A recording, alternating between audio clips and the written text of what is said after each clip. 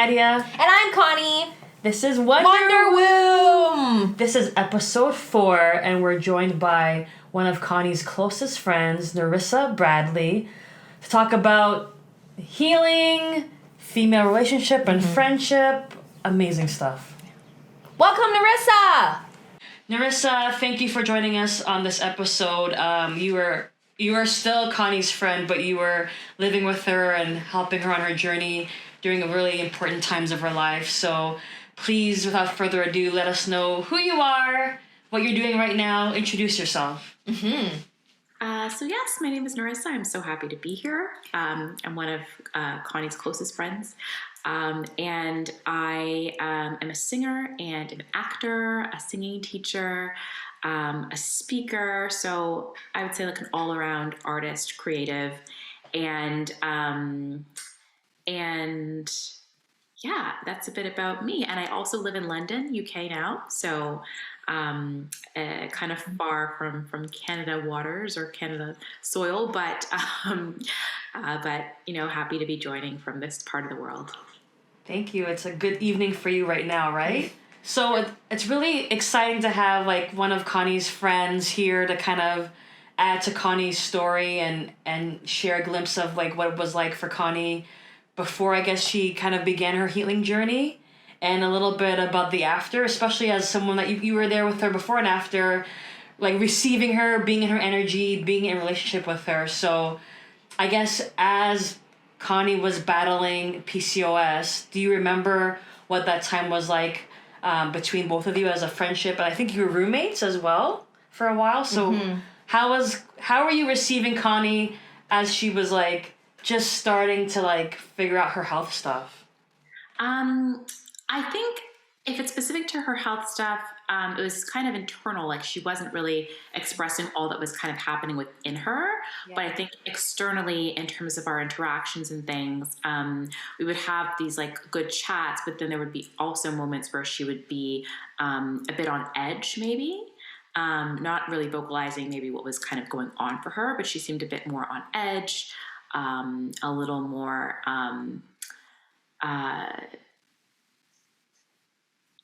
just there was some kind of separation between us, I felt at times. So I would say those would be like the two main things I noticed kind of before. And maybe there was like some sort of emotional ups and downs as well. Like some anger or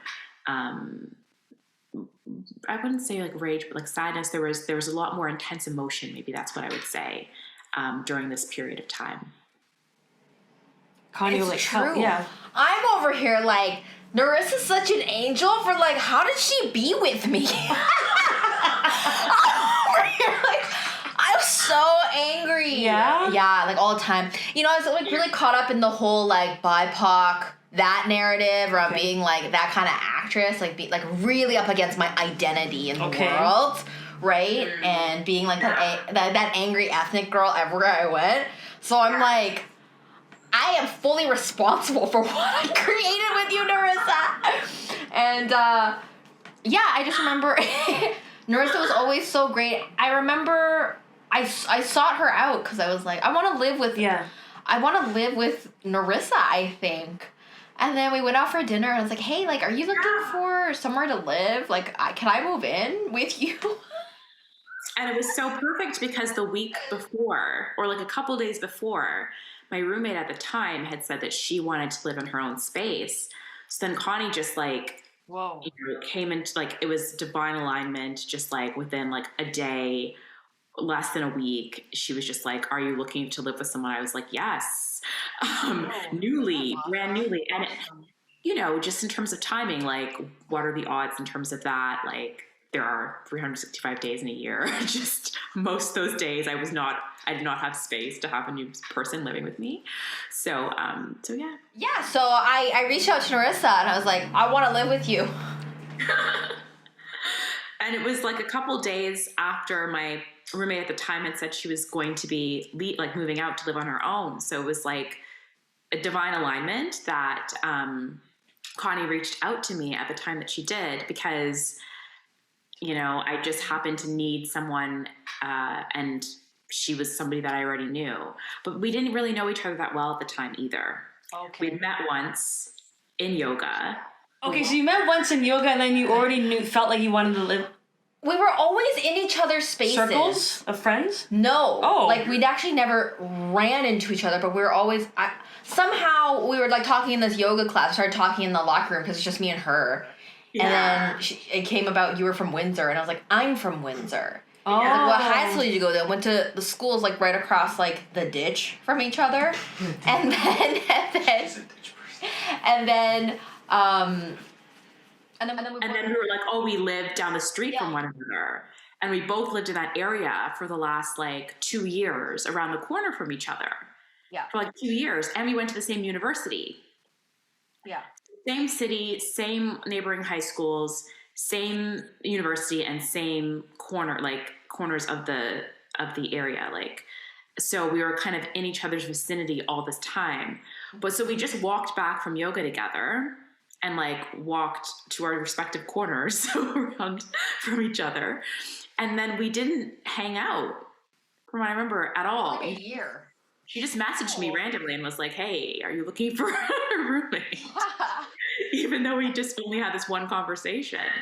That's incredible. You gotta follow your intuition. Yeah. Yeah, because so much has unfolded since then. Mm-hmm. And I guess...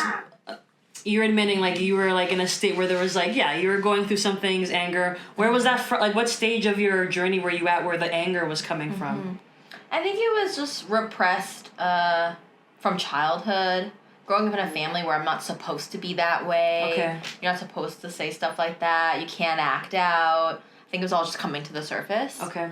And it's just, like, it was just, like, me up against myself all the time. And then, like, coming out in all conversations with who I was being with, like... Okay. But especially the person that you live with, too, right? It's like, Yeah. Yeah. So, Nerissa's like, yes! Okay. So, I would know! Okay, so Nerissa, you're living with her, and you see, like, you have these great conversations, and then there's these highs and lows. Like, what sparks you to say, hey, girl, would you consider... Like, what made you have that conversation with Connie? What was the first thing you kind of was trying to recommend for her? Well, I think it's interesting. Like, Connie has such a beautiful, like, essence in nature, and just who she is amazing. And I could see that, even though she had, like, these, like, kind of sharp edges based on things that she had been through and some anger that she was holding. So I could just see beyond that because we had this great connection. And I could just see the difference, like, dissolving a lot of that would make for her just to be. So, and I could just tell that was just something that released would just be a whole nother access to, like, living for her. So, I think what sparked it was just my own journey and doing self-development work. And it was like, here's somebody that's amazing that I live with, that I know this could really make a difference for, given who she is, what she's up to, and how much I know she wants to, like, live a great life, to be at her best. So it was just a natural thing for me to share with her, and invite her to different things and share with her different ideas and things that I was doing and posting and stuff like that. And I think the journey kind of began from there, but that was the initial reason. Did you receive the invite right away, or was there some hesitancy? No, it's so true. Like, Nerissa's so great. I'm, like, thinking about it. I'm like, oh, yeah. And I was like, no. I was so up against it. I was like, no. And it's funny because, like, and she would invite all the time, and I'd be, like, so up against it and being like, no, like, not receive the contribution ever. Yeah. But now I was hearing it from the other side, having, like, now, like, gone the whole course and stuff, and I'm like, oh, thank God. I'm like, but what did she have to do? It was just like, yeah. I'm, like, losing what I'm saying. I think the adjective I would use was, like, seething. There was, like, this, like, low-key, like, seething anger where it wouldn't be, like, eruptive. It was just like, It's true. It's like a simmer. Simmering. I was simmering. Yeah. So I don't think everyone could see it, but because I lived with you, like because I lived with her, I could see it. Okay. Yeah, but I didn't take it personally. Like I knew it wasn't me. I just knew it was like something that was there over where she was. Yeah. It was so inauthentic. But like Nerissa's just there, like holding space, like holding space. So that was really great. Yeah. And I don't think I actually allowed for Nerissa to contribute until like way later, after I had done the whole Vipassana meditation, that kind of journey, until I started stepping into self-development, like courses that Nerissa was talking about. Okay. Well, no, you did, because I invited you to an art event that I ran, and you were like, okay, yeah, I'll go. And going, she connected with Sarah, and then she was like, sign me up for what you're doing. And then there was like an openness to that. So there was a window of opening that you had at the time. It's just, it was little yeses that led to like bigger and bigger openings that would lead you to where you are now. But it was definitely like, so you weren't 100% closed off, like definitely not. Mm-hmm. It was just, just a bit protective and in some ways. But yes, you definitely said yes to the first event that I ran, and that led you to start taking steps just from a bit of art and expression, invitation. Yeah. It's true. So what are some things that you do for your own healing ongoing, Nerissa? I've done a lot of different work in the past. So I'm not sure if you mean what I've done in the past or what I'm doing now. Which one? How about right now? Right now, I do a lot of journaling. I find that very grounding and healing for me. I listen to a lot of mantra music and recite some of those for myself as well. And just a lot of like the basic things that you would think, like nature walks, music, writing. Those would be the things that I'm doing now in terms of practice. I haven't went for a physical healing in a while, but also visualizing as well, I would say. Yeah, those would be the main things that I do now. Okay, so after Nerissa's like been coaching you, trying to plant the seed, what are some things that you begin to partake in your healing? Yeah. So I started did life activation with Sarah from where I met at Nerissa's like art event. Okay. And then I started Vipassana meditation, so the silent meditation retreat, and that had a huge impact on me because I went away for 10 days and I came back to our apartment and I basically just meditated the whole until I moved out, which was because I went away in end of January.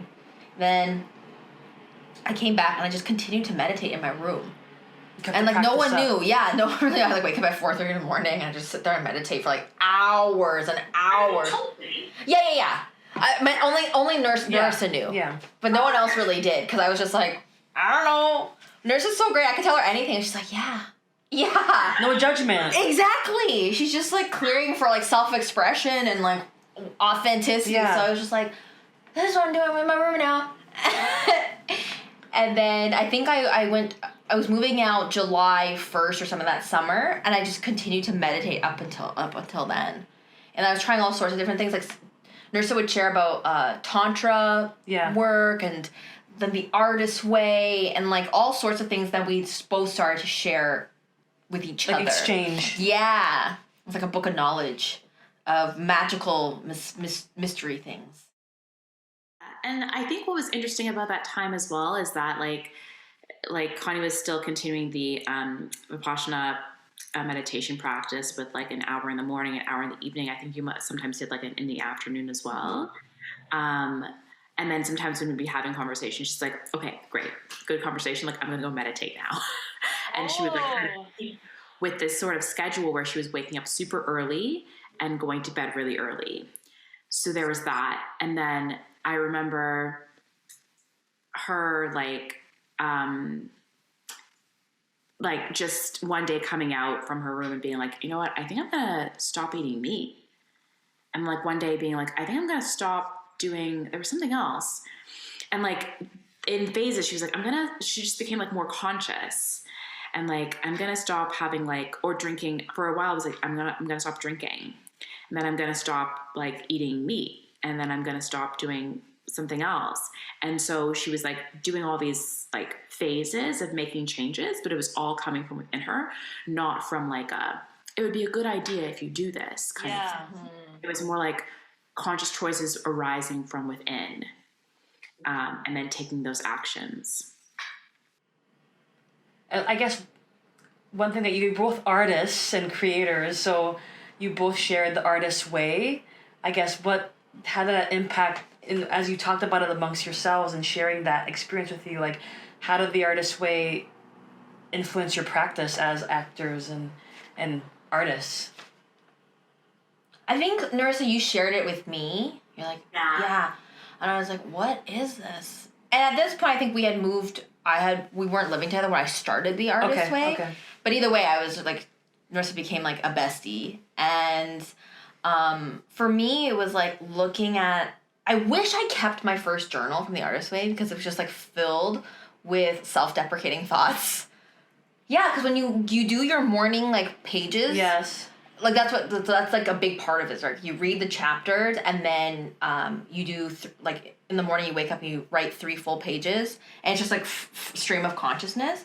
And I just remember it being so like sad and just like pathetic. But it was so real. Yeah, it was just like this like vomit and just like what was great is like you get to highlight and see how my thoughts were, and like even just doing that for the first, I was like, I think it's like 12 or 14 chapters, just like those 3 months, I sense a huge shift in my self-confidence. And then anything I say, like my word creates. Really? Yeah, I'd be like, yeah, I need to make some money. Maybe this or this or this. And then things would just like show up. Yeah, it's super, it's very magnetic. Like writing and journaling is very magnetic. Yeah, and I still say journaling because I think for anyone who hasn't done the morning page, the artist way, journaling is like the more accessible term without having to explain morning pages in full. But like when I say journaling, I really mean like I'm doing morning pages, which is just that stream of consciousness writing that is very like meditative and effective in that you're just expressing yourself fully without filtering and seeing what's there for you. And then at the end of the 3 pages, I find for myself specifically, like I do arrive somewhere that's a little bit more positive, a bit more conscious, a bit more kind to myself. And I'm then able to continue with my day. So that's when, that's what I'd say the impact or the effectiveness of it. Mm-hmm. So you're on this spiritual path and healing. Like Nerissa, you have like a first-hand glimpse of like how did Connie begin to transform? You kind of touched upon it, but how did your relationship change as Connie began to transform? Well, I think it was interesting, like with how she was sharing with me the journey in terms of what she was becoming aware of and the decisions she wanted to make in terms of changes for herself. Like coming out one day and saying, I'm going to do this. I'm going to stop drinking. I'm going to stop eating meat. I'm going to do whatever else. She just lost so much weight within a short period of time as well, because she was shedding all these layers of like thoughts and emotions and things that she was carrying that didn't serve her. So she looked like a new human. She became lighter in every aspect, not just in terms of her physical presence and like, but just her energy around things was just like more, like there was ease and lightness that wasn't quite there before because of the like under the surface sort of anger and sort of on edgeness that you could say was there, kind of was swept away, and she was just more present and available and just open. And and there was that lightness that just came from the process too. Mm-hmm.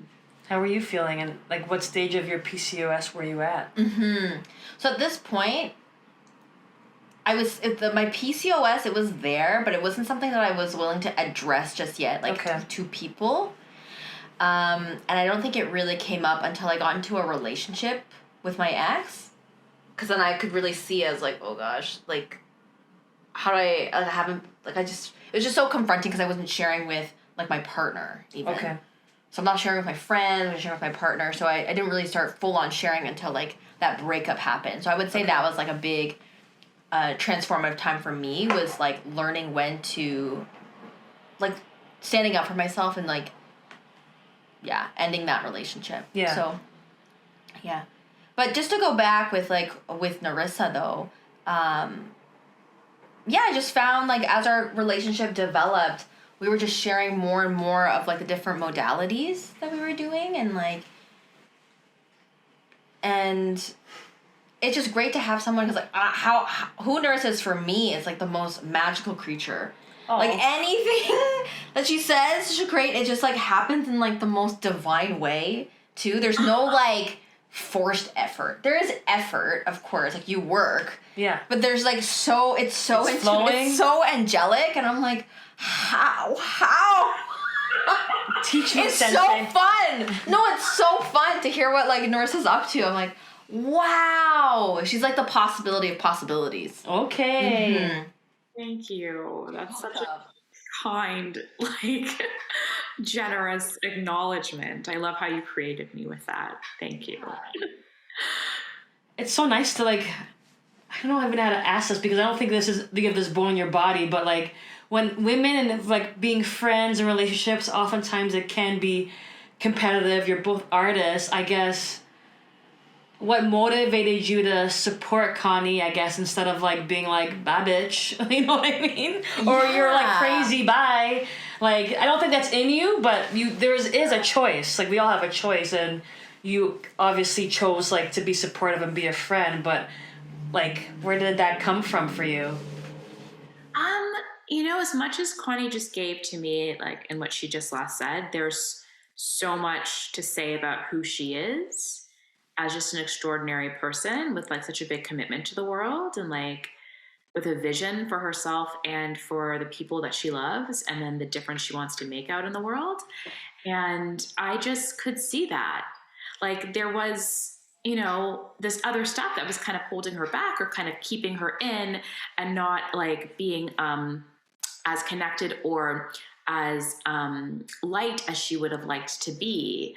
But I could see her nature and her essence and her beauty and her light that just was always there, right? So I couldn't not just withhold the information or the things that made a difference for me, because I just love her and could see that these things could make a difference for her furthering along on her own journey. And not to say that, like, there was anything wrong with Connie at this time. Like, I just want to be super clear about that. I thought she was amazing. That's why we lived together and all that stuff. There was just some stuff that was there for her that was in the way of, like, what she wanted to have and accomplish and feel on a day-to-day basis, that, like, this work has, like, allowed her to have and to progress in these ways. So, yeah, so there was never any sort of, like, I'm going to hold on to this, or, like, I'm going to just, like, focus on me and like become my own, like, bad bitch kind of thing, and, like, get all the opportunities or something. It was just, like, natural to share because of who she is, because of our relationship, and also, I guess, just because I guess it's just what good friends do for one another, you know? Yeah. What I'm really getting from this, Nerissa, like, thank you for being a contribution and standing for me and what you saw for myself, for me. And what's there is, like, what I'm hearing is Nerissa also doing the work, right? It's like you see in others what you see in yourself, and yeah, it's only shows, like, what Nerissa has done for herself, so she can, like, clear, you know, her filtering and really see people for who they are, and not, like, come from a place of trauma or wound or all that, right? Or judgment, jealousy, all that stuff that that's there for humans. Mm-hmm. That's true. Yeah. Wow. And how is your relationship now? Aww. It's great. I feel like I could call more. I'm over here like, oh. No judgment. I should call more. No self-judgment. A relationship isn't based on the number of text messages or phone calls or in-person visits. If it was that, then, it would be very different in the world. But the connection that we have and the love that we have for each other is so full and authentic and genuine and full. I know that Connie sees me as I am and is always uplifting me in her words and in her actions. And I have the same for her and everything that she's up to in all aspects of life. And I think that there is just like so much love that we're able to express when we're physically together, but also just in our words and our language, because there isn't that other stuff that's holding us back as well now. I think through the work that we've done, the personal development work, the healing work, I can allow you to be more heart-centered and more open heart, which means that your relationships in your life just become more fulfilling, rewarding, and whole, it feels like, and you feel that way, and with the other person, and your relationship itself, because there is just that that work that's been done that allows you to have just a better, healthier, more loving relationship. So yeah, I think our relationship's great. Yeah. See, it's great. It's true. No, and what I really get from like my time with Nerissa and what we've created is like it's really become it's a non-transactional relationship. It's like it's unconditional. Unconditional. Right? Like when we talk, it's like whatever Nerissa says, I'm like, me too. I'm going through this. I'm like, me too. She could talk all day. I'm like, me too. It's always been that way though. Yeah. It's, even from the start, it's been like that. I'm like, me too. So that's what's great. Like it's real like soul sister kind of vibe. Always in similar places, in our own way. And then she says some things, she just gets me. I say something, reverse. Yeah. We just get each other. And we don't have to finish our sentences or say things in the cleanest, most succinct ways. It's like, I know what I'm going to express here. It might be messy, and she's got me. And if she says something that's kind of messy and unclear, I've got her. And that's just such a beautiful space to be in a friendship and a relationship. So, yeah. It's true. And there's just so much inspiration as well. Yeah, like for sure. Seeing everything that Connie's like developed and her journey and the work she's done has inspired me in the same way that I know some of the stuff that I done inspired her. So it's like this, cycle of exchange and inspiration that we get to share with one another. It's true. Yeah. And what I love that you just said about like being messy, right? I think there was a lot there for me around like not wanting to make a mess with people. Ooh. In my words, what I say, and just to be around, especially like healing my body at that time. It's a vulnerable thing to do. It's a new thing to do and to really own up to and to acknowledge. I'm like, I don't even know what I'm saying. I'm just gonna make a mess. I'm just like, bah. Yeah. Like, like word vomit on people. I'm like, bah. But like fully know that that's what I'm doing and I'm just discovering it for myself. It's a really great space to be in, to be held like that. To be like, oh, and then just to go on the journey together, like discovering together, like, what am I saying? Or, like, what do you mean? And I'm like, I don't know, but it's coming up. Yeah. It's like really creating, so I don't have to be alone in it as well. Okay. Just creating partnership as well. Yeah, it's really great. When did you start telling your friends about your PCOS? Good question. I think it's always come up, but it always came from a place of like, it's a genetic disorder, so there's nothing I can do about it. So I'd be like, I have PCOS. Big whoop. I'll have it for the rest of my life. And it didn't start coming up until I declared to myself, I'm healing this. Okay. Yeah. So that was later on. And then I think I started sharing with Nerissa later on about like the healings I was doing with Sarah, the plant-based stuff, really seeing that like at that time when I was meditating in my room, like I would wonder why I'm sitting there. I'm like, something is going on. I'm like, why am I just sitting here meditating all day? But like, I couldn't help it. Like my body would just like rise up and be like, bitch, get up. Rise up. You know, like, you gotta work through your shit. And I'm just sitting there like, like something was like, I was being used. Like I was being guided to like clear my stuff. And I was like, I know I'm not gonna regret this, but right now, like, it's early, I'm tired, like. But I gotta do this. You're compelled. I gotta do it, yeah. But during that time, I just got to rewire everything. I got to rework so much of myself, and then but that was like the great training, like a new way of thinking. So then I could just see how that was the basis and the foundation for who I am now in like mentally, right? Okay. Mentally, like, yeah, just like how I work my thoughts, and so I could just like catch it now or be more aware of like what's going on. Like this is some weird thoughts that I'm having, or like where's this coming from, and then be able to work through it. Why am I sharing this? I think it has perfect. to do. Yeah, like I think it has to do with then sharing with my friends around like healing polycystic ovarian syndrome, and then how it's like I'm doing that, declaring it, and then It's part of it. Exactly. It's just like noticing it. Now I'm sharing it, and here we go. Yeah, but you know, my only memory of hearing about it was maybe like once, like I have this, it's genetic. And then I think a couple weeks later, like very shortly after, it was like, I'm healing this. I didn't really hear it earlier before. And I don't know if it was just something that you just wanted to kind of keep within you. I think that's something that you said, like it wasn't something you felt like you needed to talk about. But it was very soon after that you were like, this is what I'm doing to heal this. Great. It's amazing. Yeah.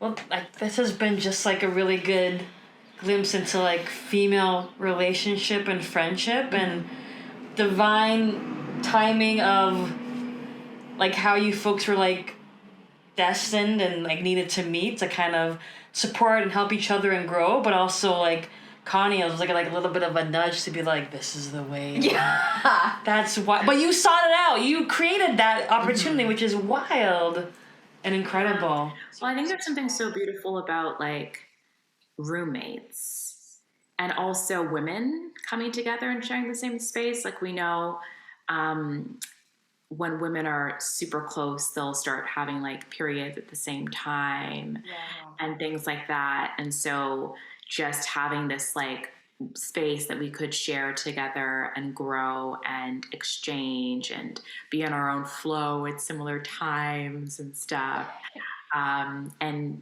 have our own transformations that we could share with one another on this like red couch in the little living room that we had.